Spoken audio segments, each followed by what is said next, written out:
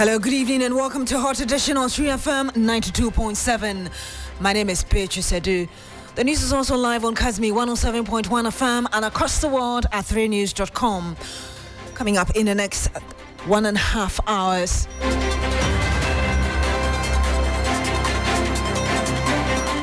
Presidential candidates sign a peace pact committing themselves and their supporters to peaceful electioneering. Meanwhile, the National Election Security Task Force is assuring not to allow miscreants to disrupt the peace of the country during and after the December 7 polls.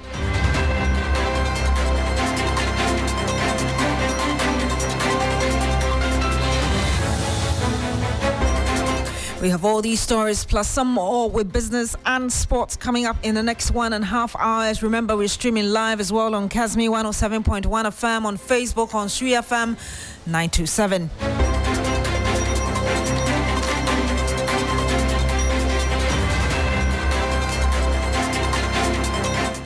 My name is Beatrice Adu. Thank you very much for joining us today. For now, though, Safwa Boahene is here with a summary of the news. Safwa, what do you have?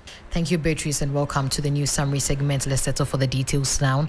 On to our first story, the National Election Security Task Force has assured Guineans of a peaceful electoral process, pledging zero tolerance for disruptions during and after the December 7 elections. Speaking at a stakeholder meeting with labor unions, the Inspector General of Police, Dr. George Ekufu-Dampare, unveiled a detailed security plan, including deployment to key flashpoints nationwide. District Assembly members in the Volta region have endorsed NDC flag bearer John Mahama, citing his promise of monthly stipends for Assembly members. Coalition President Mawunyo Agbe announced the decision at a press conference in Ho. And also former President John Ajekum Kufuor has endorsed MPP presidential candidate Dr. Mahmoud Bawumia, describing him as the best choice for the December elections. Kufuor praised Dr. Bawumia's vision and strategies, emphasizing their potential to ease hardships and drive national development. Away from that, the Minister for Communications and Digitalization, Honorable Esla Wusu, has officially launched Ghana's digital economy policy and strategy, aiming to position the country as a leader in Africa's digital transformation. The initiative is seen as a significant step toward strengthening digital infrastructure and driving innovation. And on to our last story, former NDC National Chairman Samuel Ofosu-Ampofo has urged the people of the Guan constituency to show their anger on December 7 by voting overwhelmingly for the NDC. He criticized the denial of parliamentary representation for the Santrokofi, Akpafu, Lulubi and Likpe communities, linking it to their undevelopment. And this brings us to the end of our News Summary segment. And over to you, Beatrice. Thank you very much, Safwa Boy. As we acknowledge the efforts of others, we must also endeavor to contribute our due. That is why the signing of the 2024 Presidential Peace Pact is profoundly significant. Every general election in Ghana since 1992 has had its own dynamics, and the stakes are always high. But we have never turned our backs on democracy, because that is the path we have chosen for ourselves, and it is the right way to go. Admittedly, democracy goes beyond periodic elections. However, in relatively young democracies like ours, every election presents an opportunity to reaffirm our commitment to the Constitution and the rule of law. So far, each time we head to the polls, we have passed the test. We have shown that it is possible to rise above our differences and unite for the sake of our country. As we head into the December 2024 polls, the 9th presidential election in Ghana, 9 days from today, I am certain of two outcomes. Ghana will win and peace will reign.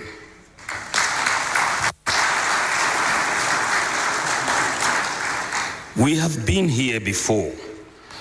and can prove again that Ghana is a shining example of a resilient democracy.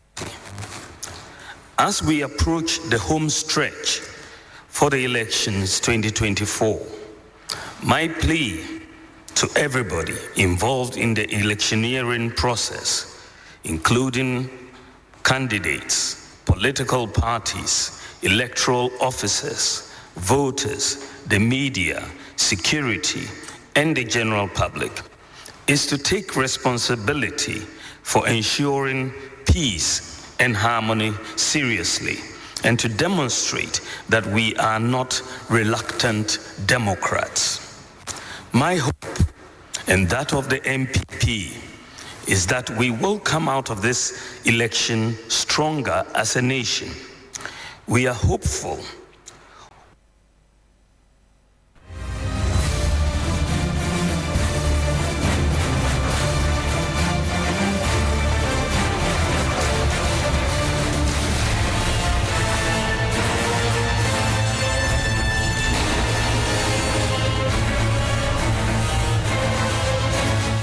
And you heard there the flag bearer of the governing New Patriotic Party, Dr. Mahmoud Bawumia, speaking at the signing of that peace pact.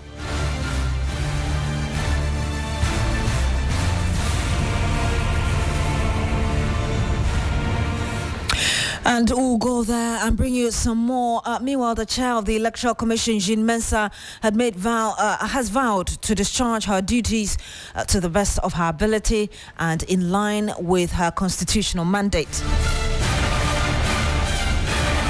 On behalf of the Electoral Commission of Ghana, I pledge that my team and I will continue to conduct our activities in a way and manner that will ensure peace before, during, and long after the 2024 election. The processes we will employ on election day and in the days aftermath are robust, transparent, and inclusive. The results we will declare will reflect the will of the citizens as expressed at the polls. It is a well-known fact that elections are won or lost at the polling stations. It is at the polling stations that voters vote. It is at the polling stations that the votes are counted. It is at the polling stations that the results are documented on the pink sheets and signed by all the agents of the presidential candidates. And it is at the polling stations that the outcomes of the presidential election are announced. These are the results that will be collated at the constituency, regional, and national collation centers. And it will be in the full view of the agents of the political parties who will go on to sign the various results declaration sheets. Indeed, these are the results that we at the Electoral Commission will declare, and no other results. We therefore entreat our distinguished presidential candidates to accept the outcomes of the elections. That is the will of the people, which we will declare. At the end of the day, when the results are declared by the Electoral Commission of Ghana, Ghana should remain standing as a beacon of democracy in Africa. We each have a role to play to ensure this happens. God being our helper, we at the Electoral Commission of Ghana will do everything in our power to abide by the oath that we made to God and to the people of Ghana when we were sworn into office in 2018.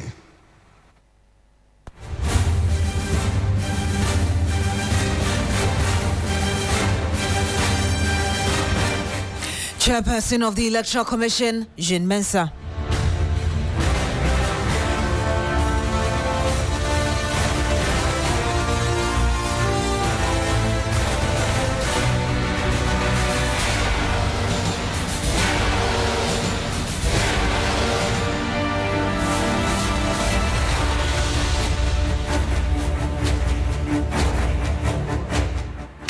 Let's now speak to Professor Enoch Enchi. He's a governance aspect on this. Good evening to you, sir. Thank you for joining us. Good evening, Beatrice. How are you? I'm wonderful. Thank you for asking. This must be relieving for you to hear that we've had both presidential candidates, NDC and NPP, signing the Peace Pact 9 days to the country's general election. I think that's a great news because the Peace Pact means that you are committing yourself to the ideals of a peaceful, free and fair, robust, transparent election. And whatever happens from your end, from your political party followers, you are responsible, accountable for it. So that is the meaning of what they're going to sign. And you can see that the National Peace Council, in collaboration with the Institute for Democratic Governance, the IDEC, are putting this together. Let's look at the goal of this: to ensure peaceful election process by requiring candidates to commit to maintaining peace before, during, and after the polls. So by signing it today, what it means is that before the elections, during the elections, and after the elections, from the polling station until we count and declare all the results, there should be peace in the country. And that's a good thing. Who doesn't like peace? Who doesn't like peace? But from where you sit, looking at our history, how much of an impact do you expect this to make going into the polls? Well, I've listened to some of the leadership of the political parties, especially the two major ones, NDC and NPP. And Chairman Asirin Ketia said that NDC will sign the pact despite some concerns. So it means that there are still some concerns being raised. Remember the last election, we had 8 people who were killed. And up to now, nothing has been done about it. You know, elections can be peaceful, but it cannot be fair. Sometimes it can be fair, but not peaceful. But we need it to be both free and fair. And that's what we're looking for. We don't want violence. This election is not worth a single drop of blood from any Ghanaian. And if anybody wants others at the grassroots to fight for them, they should bring their children to come and fight. Ghana needs peace. We need these leaders to model the way and show example that they are peaceful and they are just there to serve us as leaders. But they are not there to come to power through violence. At this stage, you would bear with me or agree with me that the presidential and parliamentary candidates' interest really would be on disseminating their information as much as they can before campaigning ends, as it were. But this should also be important to them. How would you expect them to disseminate this information or the need for peace beyond signing of the pact to their constituents across the country? I was expecting a lot of institutions like the NCCE to have done their job on sensitizing the people about the need for peace. I was expecting other agencies who were supposed to educate the masses at the grassroots. You know, when we talk about peace, you come to the top of the hierarchy of any governance. They work together. If you go to parliament, they drink tea together, coffee together. They are friends. We're all classmates. So we know each other beyond the political party. And we know that it's just a choice that somebody decided to go to either NDC or NPP. So at the top, we don't have that problem. But at the grassroots, at the villages where they know each other, that you are NDC, you are NPP, that is where when the violence begins, they begin to hurt each other because they know each other very well. So that is where they have to go there and tell people that, look, just go peacefully, vote and leave. And we need to educate the people that election is not about violence. Election is not about insults. It's about going to make your choice of who you think will help you in the country. And that should be very peaceful, as it's sustained throughout from 1992.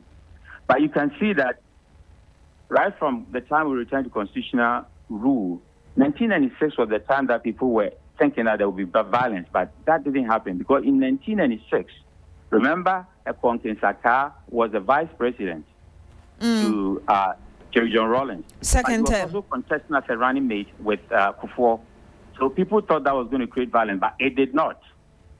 And that means that we are growing. And this is the time we should not even be talking about violence and people being killed during the elections.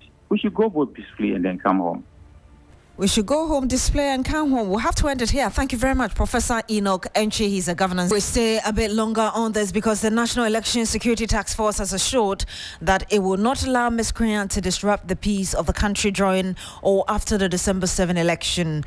At a stakeholder meeting with labor unions on Thursday, a security plan was outlined, including comprehensive deployment details for all identified flashpoints. There's more in the following report.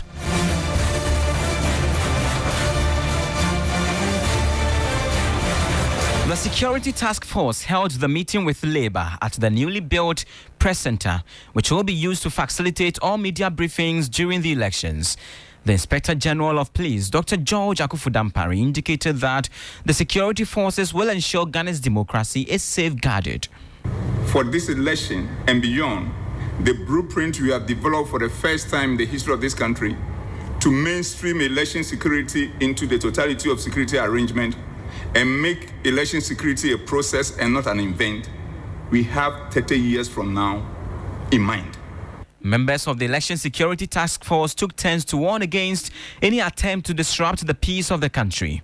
We will not allow miscreants to come and disturb our peace.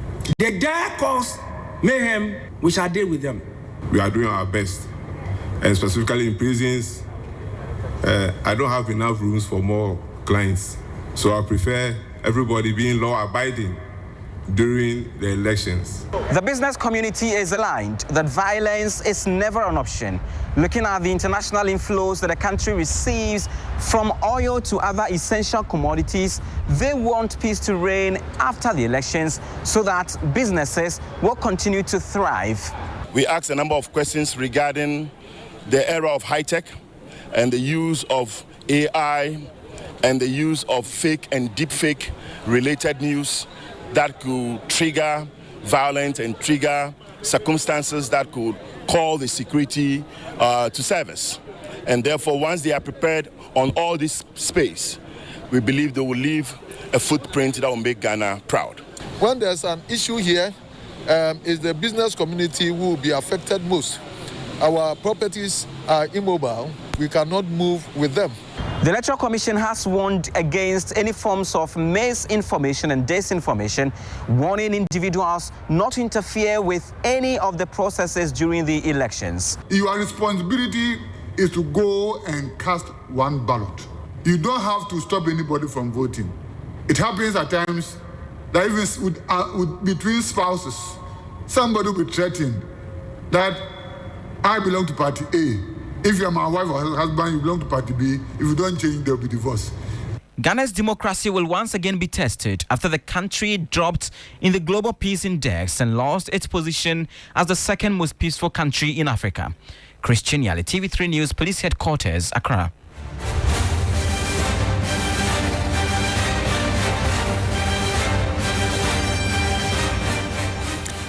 Let's now speak to Richard Kumado. He's a security analyst. Good evening to you, sir. Thank you for joining us. Thank you. I'm actually a security consultant. So Indeed. Let's go. Indeed. And I know we've been talking about security ahead of the polls, and you've written a number of articles as well going into this year's polls, particularly your expectations of the stakeholders going into the elections. Now, Peace Pact has been signed, assurances of peace. That should bring the tension down, shouldn't it? I see the event today as more of a stakeholder engagement and not really a peace pact, because I have struggled over the years each time there's election, the successes and the essence of a peace pact signing adventure that has characterized our elections every 4 years. I have also struggled to find out which sickness is the peace pact meant to cure and what the responsibilities of the key personalities who signed the peace pact vis-a-vis what happens on the ground and the realities we face.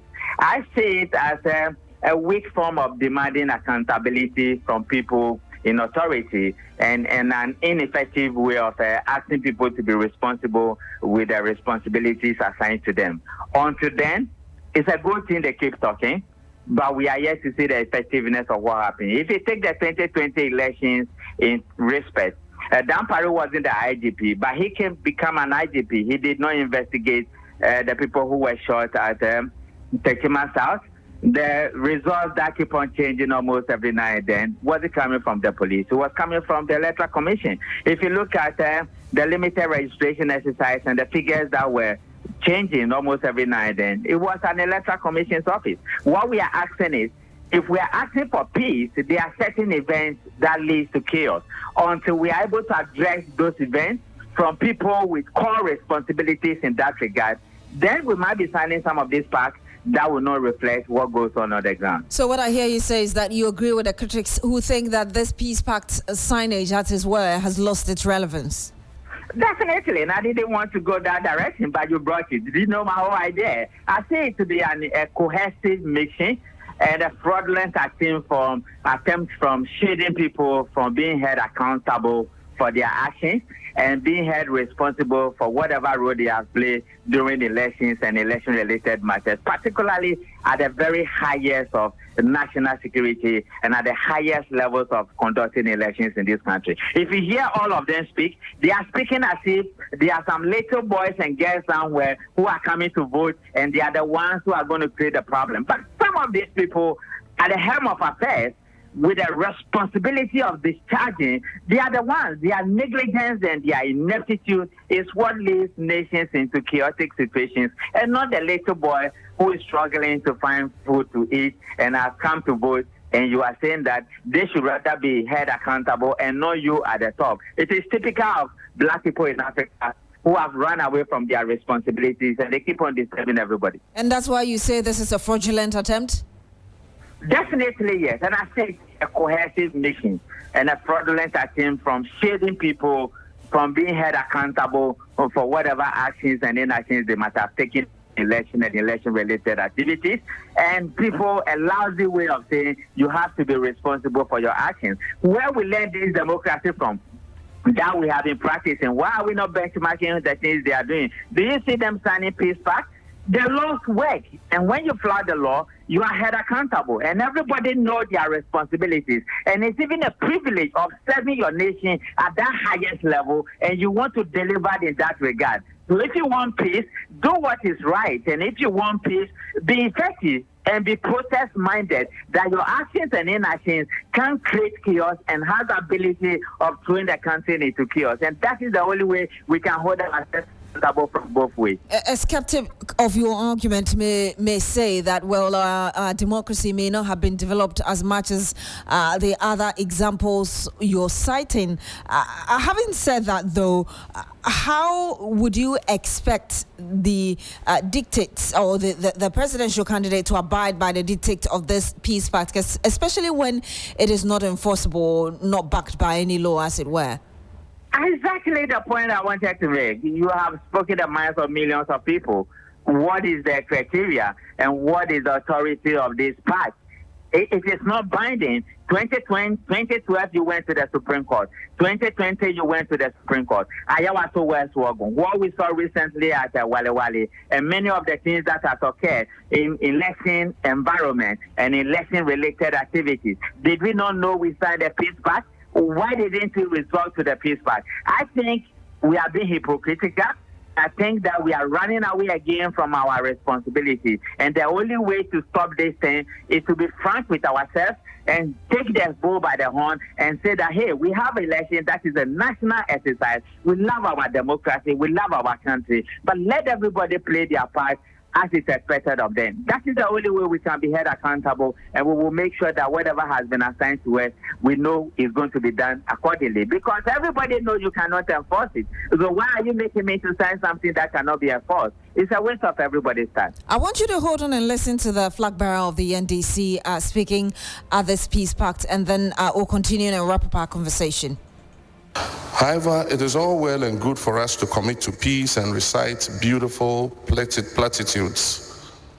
All the efforts at building peace before, during, and after the 2024 elections would come to naught or be undermined if there's mistrust and insincerity.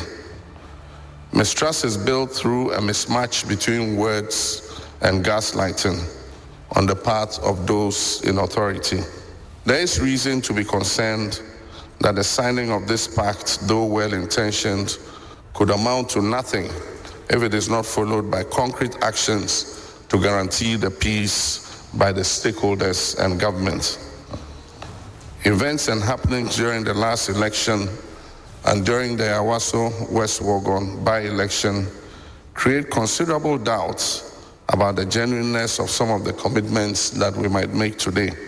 We all recall the appalling spectacle of masked men acting on the orders of operatives of government shooting indiscriminately at innocent Ghanaians going about their legitimate electoral activity during that by-election. Some of the victims of that shooting incident remain incapacitated up till now. The refusal by government to act on the recommendations of the Emil Short Committee do not inspire confidence in Ghanaians that government truly believes in peace. And that was the flag bearer of the NDC, John Mahama, speaking there. Mr. Komodo, I know you're still on the line with us and just wrapping up our conversation. You said earlier that indeed the signing of this peace pact is just a fraudulent attempt by these leaders. I'm asking you two questions in one. Listening to him, did you get the sense that he was taking any responsibility on his part, aside from asking the stakeholders to play their role, and how you think, how you also interpret beyond that what Mr. Mahama just said? I don't think he was accepting responsibility. If you listen to him carefully, he was alluding to the fact that you can sign a peace pact, but things can go wrong. And what makes it effective is when we are all committed to doing what is right. I remember their chairman, Azedin Ketia, gave some conditions for which they will sign the peace pact. I don't know whether those conditions have been met, but these Azedin Ketia and John Mahama are raising fears, and they are complaining and concerned about events that happened in the past, which is every day's matter. Because those people who are dead, until they have closure, they will just be going around the circles just like every other person would do. I think seriously that let's look at this peace pact again. If it's a stakeholder engagement between law enforcement, the electoral commission, and politicians in one room to raise their concerns and to bring on board creative ways of managing our democracy and our electoral process as a core component of democracy and politics, I will be glad. But to call it a peace pact when we all know that there's no peace in there and these things we sign cannot be enforced, I think we are being hypocritical, and God will be the judge. Listening to the RGP and all the assurances has been given over the past days, are you confident that indeed we are prepared enough for the polls? The blueprint was a lovely one, and it shows strength, it shows readiness and preparedness. However, you can only look at the key performance indicators when it is being implemented. Remember, on election day, there's no NDC, there's no MPP. These are Ghanaians who are formed lines to go and vote and cast their ballot. There are events that may happen on election day that goes far beyond the remit of the Ghana Police Service and fall within the remit of the Electoral Commission. Once the general public is well educated, Electoral Commission comes to the polls with preparedness and ensuring that procedure and processes as contained in the CI is being enforced effectively. Then you also want to ask police not to be negligent and the media to take the stories as they happen.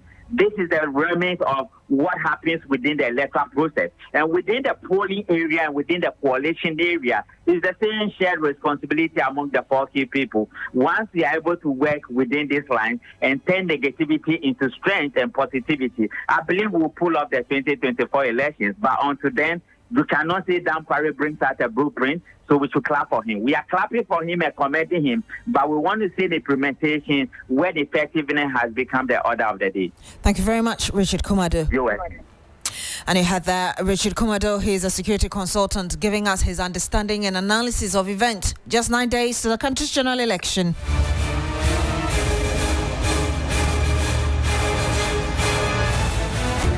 That he may not be the only person, aiding the shipment of the ballistics into Boko, as there may be other people behind pushing his, this move. And so the police are following closely with the help of this young man who is in their custody, so that he spits out the names of these people, so the police in the region and other security agencies can effect some arrests.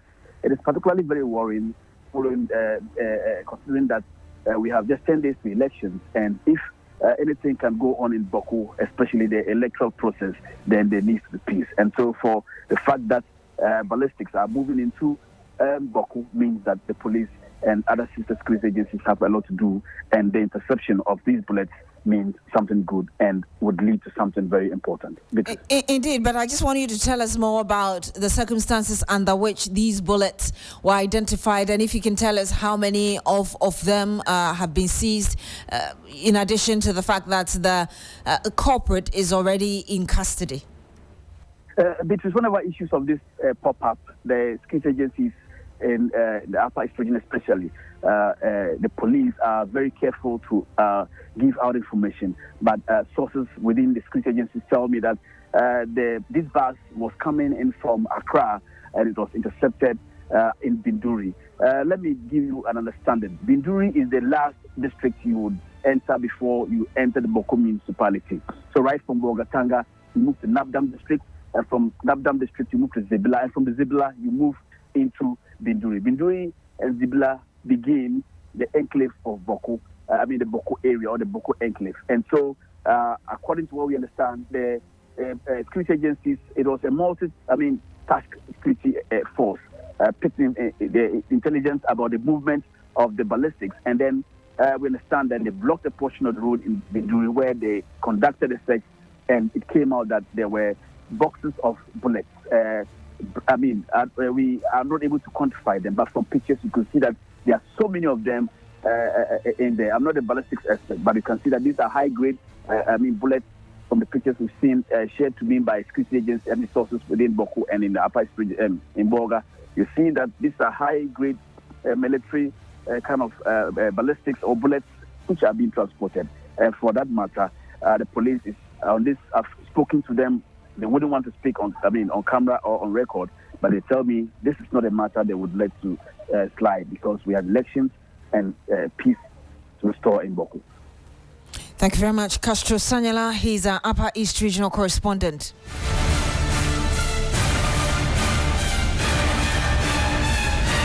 An update of a story that disturbed a lot of people in and around Accra and the central region. The blast that led to some injuries in the central region. And Beatrice Adu is our man there. He's following this for us. We understand that some items are being distributed to the victims. Beatrice Adu, if you can hear us and bring us up to speed regarding what's happening where you are. Okay, so as I speak with you, the Gumwa 8th District Assembly NADMO Director, Mr. Robert Nanafobna Hackman, is expressing to the victims of the Gumwa Bujumburam rock blast that occurred sometime last month, some amount of money to cater for the devastation they suffered as a result of that particular incident.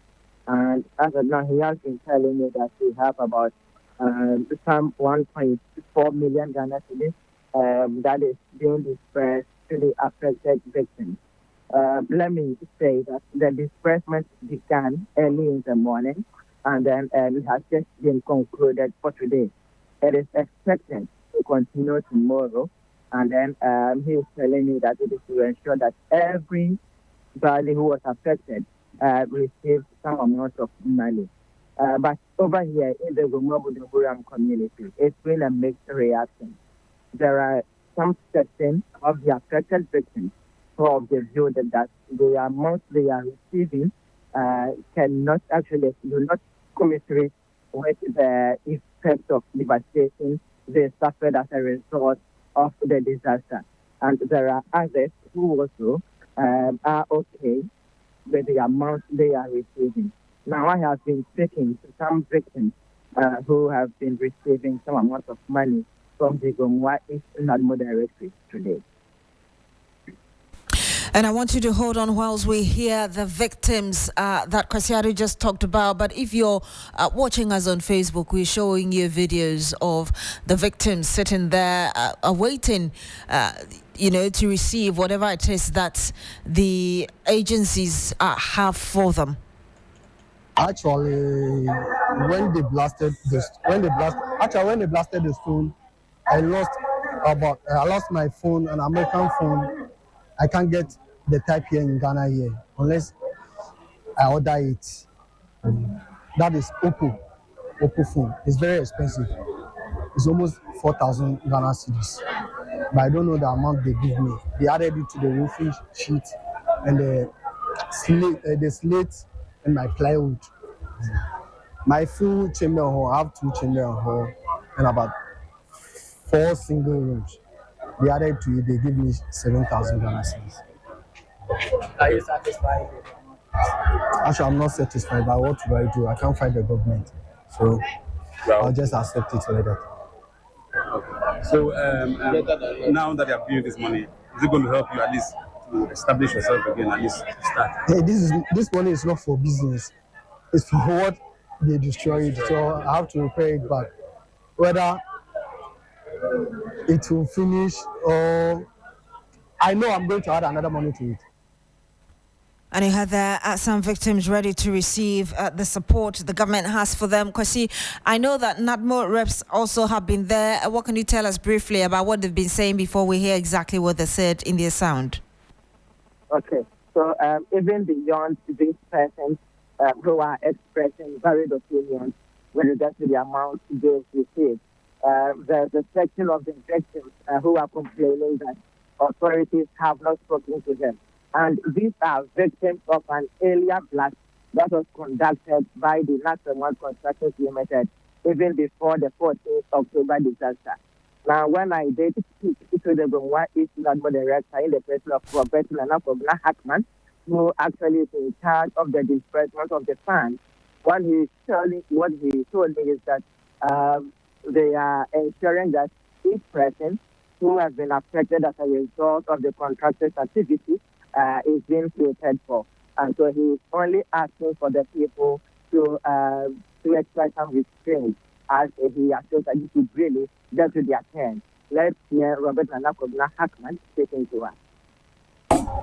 548 victims with an amount of 1,448,000 to be paid to the victims. So far, we've been able to disburse 1 million Ghana cedis.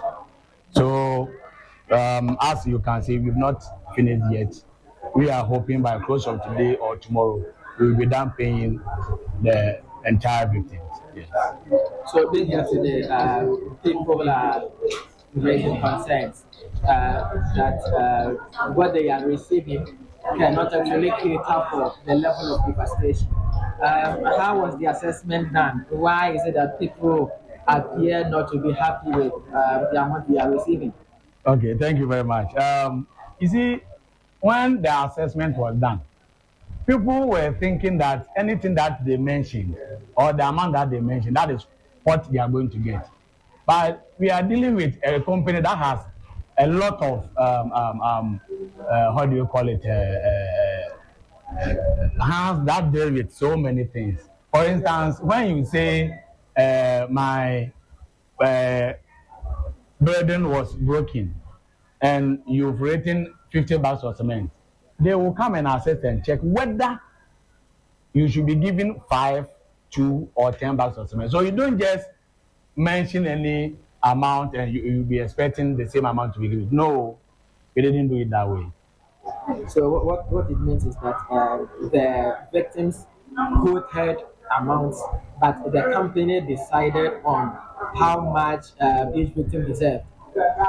The company paid so and so amount based on the assessment we did.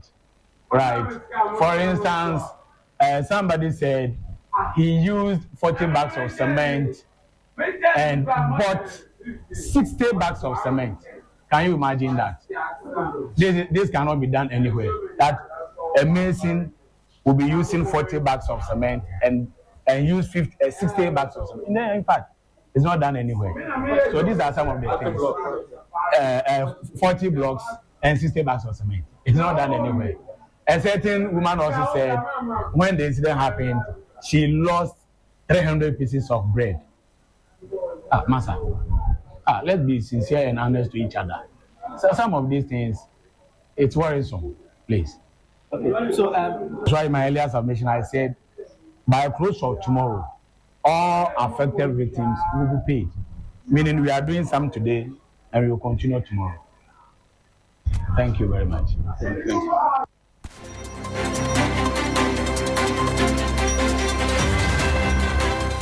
You heard there Robert Nana Kwabena Hackman. He's the Central Regional Representative for NADMO. Some 51 minutes past the hour of 12. This is still Hot Edition on 3FM 92.7. My name is Beatrice Adu. Shortly, Bismarck Awisa comes through with the business news. Don't go away.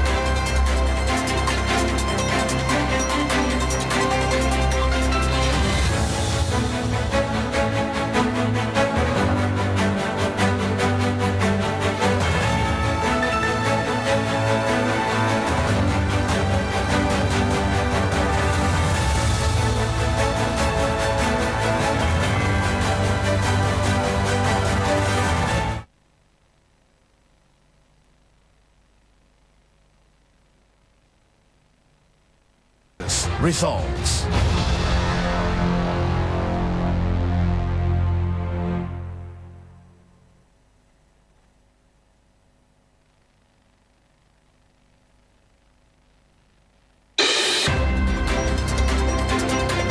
Structured built environment to improve taxation, particularly through property taxes. In his address at the Ghana Institute of Architects 2024 Annual General Meeting in Accra, he highlighted that many African countries are burdened with significant debt due to low tax revenues, especially from property tax. He emphasized that this shortfall is often a result of poorly planned urban environments which hinder effective property tax collection.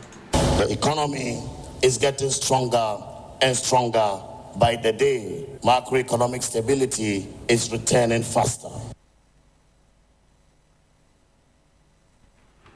We apologize for the wrong insect. Now, Dr. Maxwell Opoku-Afari is the first deputy governor of the Bank of Ghana. Meanwhile, president of Ghana Institute of Architects, Foster Osai Akono, has urged that all districts, municipal and metropolitan assemblies are assigned architects to aid in planning. The economy is getting stronger and stronger.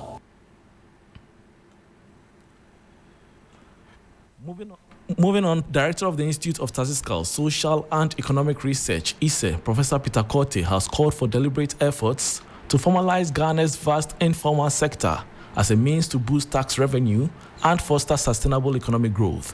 Speaking to 3 Business, he stressed that while formalization is key to expanding the tax net, it must be accompanied by government-led support programs to help businesses in the sector thrive and contribute meaningfully to the economy.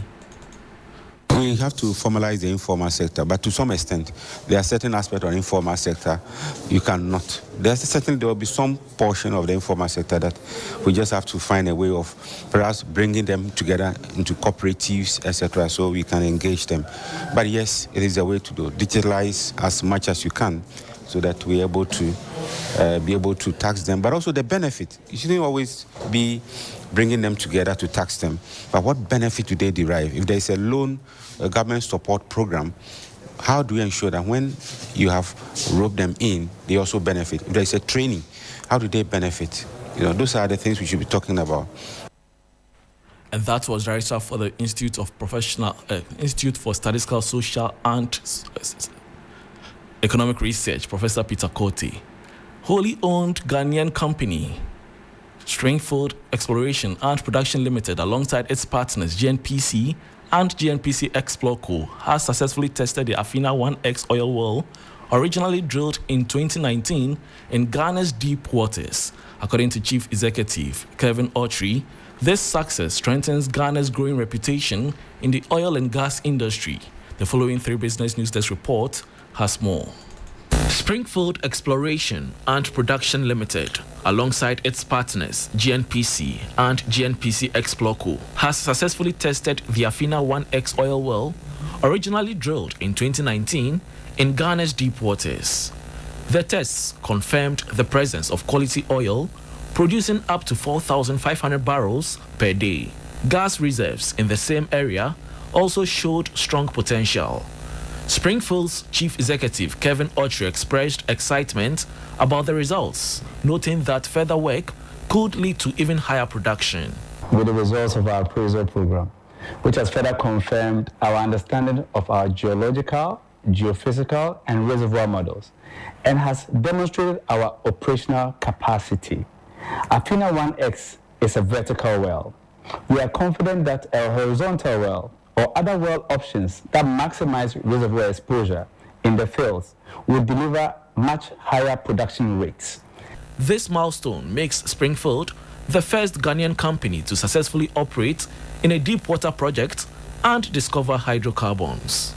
The company says this success strengthens Ghana's growing reputation in the oil and gas industry. And that was a report on wholly Ghanaian-owned oil firm Springfield Exploration and Production Limited confirming promising oil discovery at Afina Well.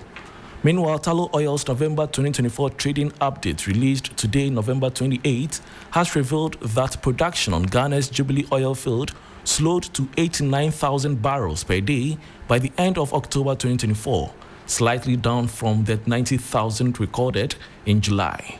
The oil exploration company attributed the decline to operational challenges on some wells within the Jubilee field. The following 3 Business News Desk report has more.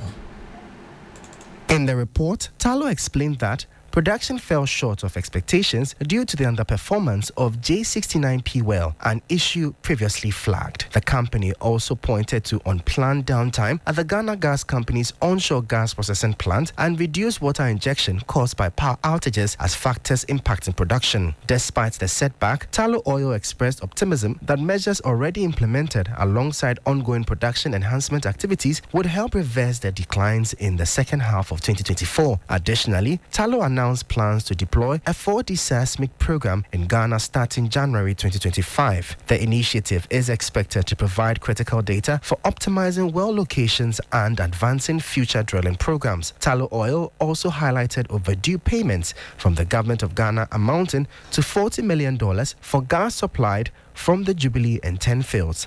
The company noted that resolving this debt would significantly enhance its financial position by year-end.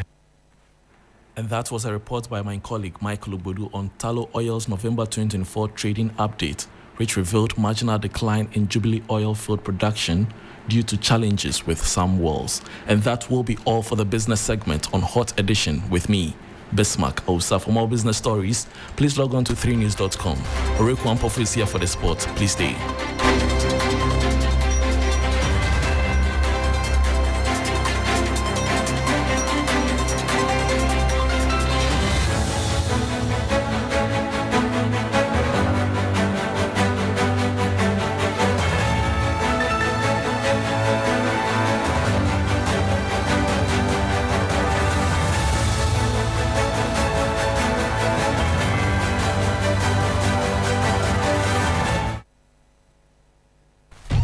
Imagine a place where voices matter, where every corner, every street, every community is a platform. A big bus moving through Accra, carrying conversations, questions, and the pulse of the nation. This is not just another show, it's your voice on the move. Join us as 3FM Sunrise hits the road, turning ordinary streets into platforms for extraordinary dialogue. Speak freely, listen deeply, and help shape the conversation that drives Ghana forward. Look out for the bus and tune in exclusively on 3FM 92.7, your urban lifestyle radio.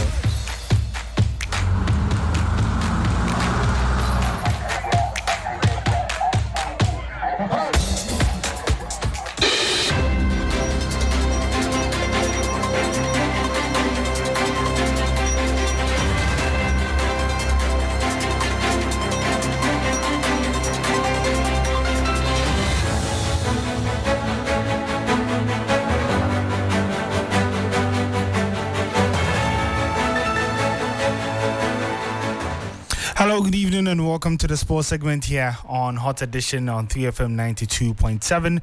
My name is Oreku Ampofo, and we start from the local scene where assistant coach of Sudan, Ignatius Osei-Fosu, believes that when the time is right and green light comes from his head coach, Kwesi Appiah, he has what it takes to manage the Black Stars, that's the national team of Ghana. Sudan finished ahead of Ghana in the 2025 Africa Cup of Nations qualifiers. For me, I look at it at two different angles. As a coach, I think every coach needs time to turn things around. Because this is the same coach that came, our World Cup also were like some way after 2 matches. He came, went 2 matches home and away, beating Mali, and then in the next 3 months, things has. I believe when you give him the chance, I believe he needs time to turn things around. But again, as a fan, you understand, and as management, will you believe that he can continue with, even if given ample time? Because sometimes there has to be fine balance between what he is doing will bring results. The path he's churning, does it have glimpses of excellence or results? Then why not give him enough time? And so that was Ignatius Osei-Fosu speaking there. But let's do some more where Ghana football legend Abedi Pele believes that football presents the best opportunity for a country to unite. The former Olympic Marseille player is calling for peace and unity ahead of the 2024 elections. Football is the key to the heart to the people, and you all know when this in the 90s, when this Yugoslavian war, I know President of FIFA at that time, President Brata, organized the World 11 against Europe in Kosovo, and when we got there and driving through the whole city, there were guns firing, but we were brave enough and we were lucky that when they said we've all arrived in the city, the guns were silent and the stadium was full, but the stadium was full with military men and everybody has his guns down, and it tells you what football can bring to the people. So it's really true that football can unite a nation, football can bring people together, and football is #1 peacemaker in the world. Let's head to Europe, where Ruben Amorim says he's looking forward to his first game at Old Trafford as Manchester United coach. Amorim drew his first game in charge against Ipswich Town and faces Bodo Glimt in the Europa League later tonight. Everybody's said to me that it will be a special time. I just want to win the game. Just to give that happiness to the supporters. Before the match, it will be like a new sensation, but after the whistle, it will be one more game, and we want to win that match. And so that is Ruben Amorim there speaking ahead of Manchester United's game later tonight in the Europa League. There's already early kickoff. Anderlecht facing Porto 0-0 in that one. Athletic Bilbao have taken an early lead against Augsburg. AZ Alkmaar also lead Galatasaray by 1-0. Lyon have also taken the lead against Karabakh through a strike from Mika Tadze, and then PAOK are also leading against RFS in that one. But there's still a lot more games to come later at 8 p.m. As mentioned earlier, Manchester United host Bodo Glimt. Rangers also travel to face Nice. Ajax in Spain against Real Sociedad. Tottenham Hotspur would also be at home against AS Roma. These and many more games to be played in the Europa League and Conference League later tonight. You can get updates on all of these matches and more on our social media handles at 3SportsGH. My name is Oreo Kwampofo, and Hot Edition continues right after this.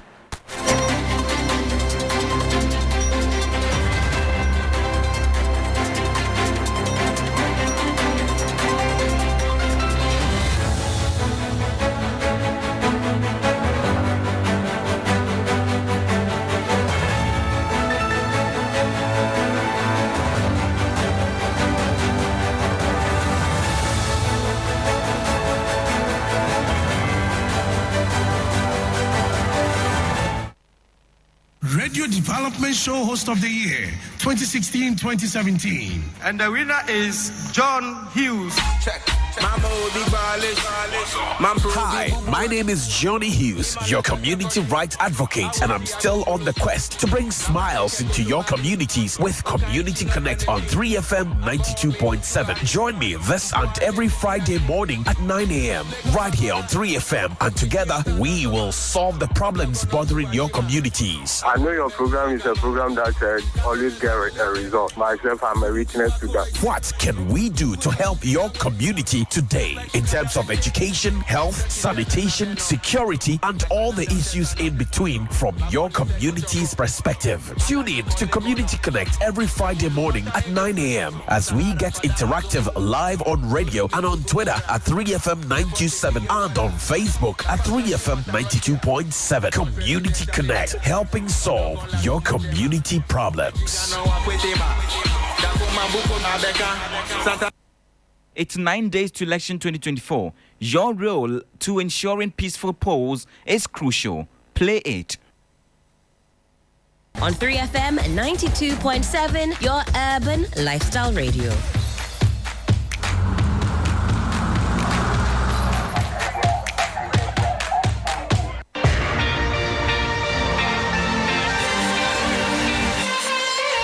When it comes to the world of sports, what does complete mean to you? When my team scores at the end of a 30-plus passing sequence. Run you through quickly where he has been to.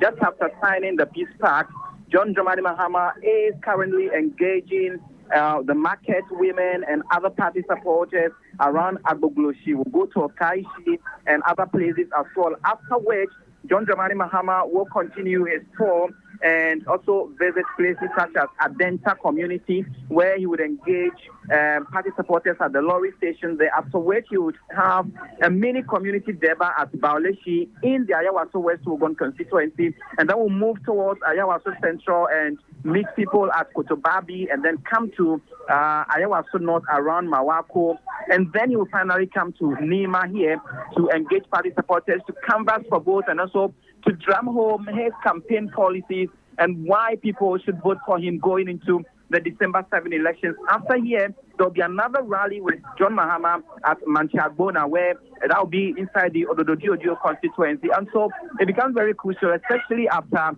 signing the Peace Pact, a document that became a controversial subject matter, with the NDC chairman earlier stating the party's position not to sign it because of previous circumstances that characterized especially the 2020 election that resulted in the deaths of some 8 people. Today, that pact has been signed successfully. And so right after that, it waits to be seen what exactly the campaign promise is going to be and what the message is going to be for John Dramani Mahama, who is expected to leave Accra for another region tomorrow to continue his campaign tour. Beatrice.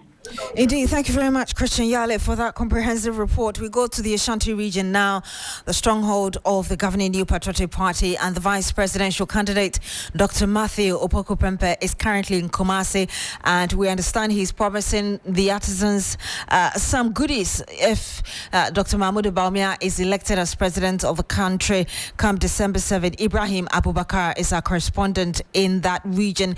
He joins us on the phone as well. Ibrahim, tell us more. Well, Beatrice, we know Dr. Matthew Opoku-Pempe is on his final lap of campaign in the Ashanti region ahead of the December 7 election. So for now, he will be here throughout to December 7. And he is promising the artisans of government plans to upgrade their skills when it comes to how they will be able to handle or manage electric vehicles. We know that the country is working to transition to electric vehicles by 2030 to promote green transportation. This means that the auto mechanics will need an enhanced skills to be able to handle these aspects of working on the vehicle. So he engaged them and told them their plans of ensuring that they provide them with training centers and also plans so that they will not only just be servicing those vehicles, but also have the opportunity to be able to produce part of these or part of the spare parts of these vehicles to be able to stay in business.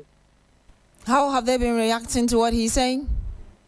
Well, it's a welcoming news for them because that has been their headache, how to also be able to upgrade the skills of the auto mechanics. They are just hoping that whichever government comes, whether be it the MPP or NDC, they will provide them with this training center, which is dear to their hearts, because without it, it's likely they may stay out of business, because these vehicles does not need much of servicing and repair works, but they have to be able to at least manufacture parts of the vehicles, like the batteries and other things, so that they remain in business. And Ibrahim, before you go, we do understand that some elders of both the MPP and NDC are in the Ashanti region in the final lap of campaigning. Can you tell us more, really, about how things are shaping up with them supporting the current executives of the political parties to ensure that they convince people to vote for them? This is exactly since Monday, both the New Patriotic Party team and the NDC have hijacked almost all the media platforms.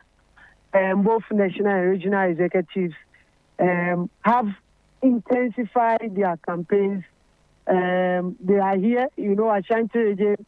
Usually, the kind of vote or the number of votes MPP gets here is able to cancel about 8 regions. So, they have intensified because of claims of voter apathy and other things. NDC too is hoping that at least if they are able to get 30% of the vote here, it will cement their victory. So it's kind of a heated ground as we speak. Almost all the political parties are in the Ashanti region just so they will be able to grab their share of the vote on December 7th. Thank you very much, Ibrahim Abubakar. He is a man in the Ashanti region. Let's bring you one more election-related issue. And a coalition of district assembly members in the Volta region has endorsed the candidature of the NDC flag bearer, John Mahama, as the next president. Mawunyo Agbe is the president of the coalition and presiding member for the whole municipal assembly. During his tenure as vice president under the late Professor Evans Atamus, he fulfilled the first promise ever made to assembly members by providing motorbikes to aid in our mobility and service delivery. His role as the chairman of the economic management team during this period further showcased the commitment to empowering local governance and strengthening economic support for assembly members and development at all levels. Ladies and gentlemen of press, the current government has left NALAC members deeply disappointed. Despite numerous promises, motorbikes for the 9th assembly members remain undelivered, rendering our work at the grassroots irrelevant. And it had the voter, the president of a group calling itself Coalition of Assembly Members in the Volta region. From the Volta region, we go to the Upper West region, precisely its capital, where we understand that the circuit court there has remanded a criminal. Ibrahim Wangara is our man following this story for us. He joins us live on the phone. Ibrahim, tell us more about this story. Yes, yesterday, somewhere 7:30 p.m., we got an information that the parliamentary candidate for the Lambuse constituency, Professor Titus Bayo, as he was addressing a mini rally at his hometown, they had these 2 gentlemen. First, it was one, Isaac Bayo, who joined his campaign, who is believed to be an MPP member. In fact, they claim he is the son of the MPP polling station chairman within that community. So he found himself in the midst of the NDC while the campaign was ongoing. And according to the NDC, this gentleman was misrepresenting the information the parliamentary candidate was selling out to the constituents. So it was there the NDC team confronted him, telling him to move away from the ground. But it resulted in a heated debate.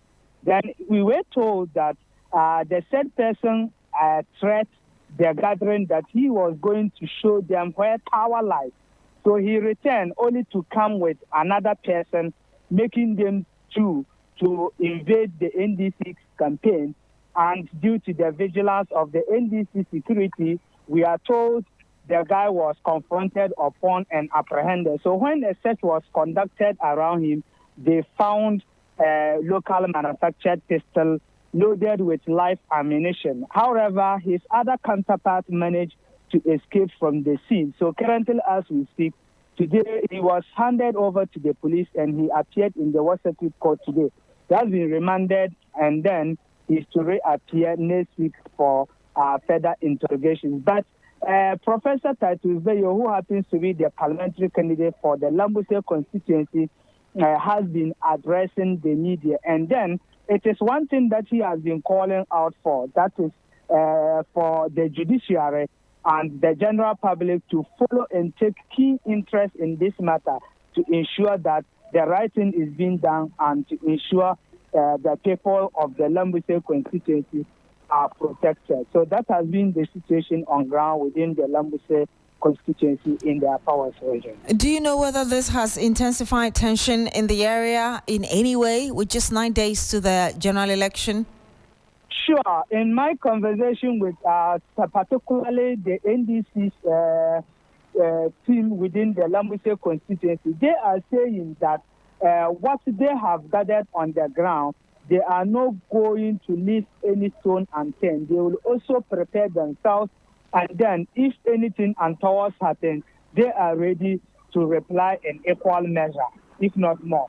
So with this statement, it comes to tell each and everyone, even particularly the traditional leaders and security agencies, to be up in doing, because the traditional rulers in that particular area are equally worried about this latest development.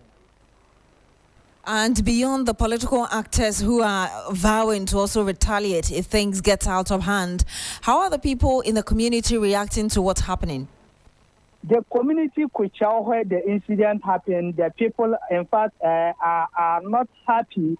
And then there has been a mixed reaction because as people were claiming that the guy was there with their pistol to cause harm, others are equally defending him, saying that he's also protecting himself because as a result of a conflict or a heated debate, anything could happen. So it has been a mixed reaction among the constituents, particularly the community where the incident happened.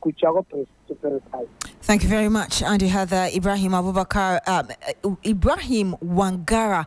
He's a correspondent in the Upper West region. And you heard him talk about Professor Titus Bayo, the parliamentary candidate for the area. Let's listen to what he said at that press conference.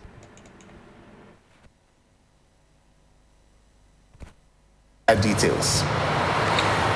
On Tuesday, the 26th of November 2024, at about 7:30 p.m., while addressing a gathering of community elders and members in my hometown, my attention was drawn to the presence of one Isaac Bayo, also known as Kumbere, a known supporter of the New Patriotic Party, who was engaged in an altercation with one of my supporters and disputing some of the facts that I was briefing the gathering on.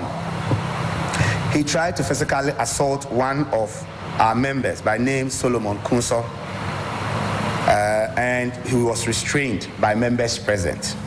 He left the scene on his motorbike very angry amidst his issuance of death threats to my person and two of my team members. He promised to return and deal with us. After a brief period, while I was still on the floor addressing the gathering, he returned to the scene. Still very infuriated, our security details monitored him closely and noticed him handing over a gun to one Philip Wonenwo, currently in police custody, who is a son of the NPP polling station chairman in Kocha. The security closed in on Philip Wonenwo before he could carry out any premeditated attack. And you heard there Professor Titus Bayo. He's the parliamentary candidate for the Lambusie constituency in the Upper West region.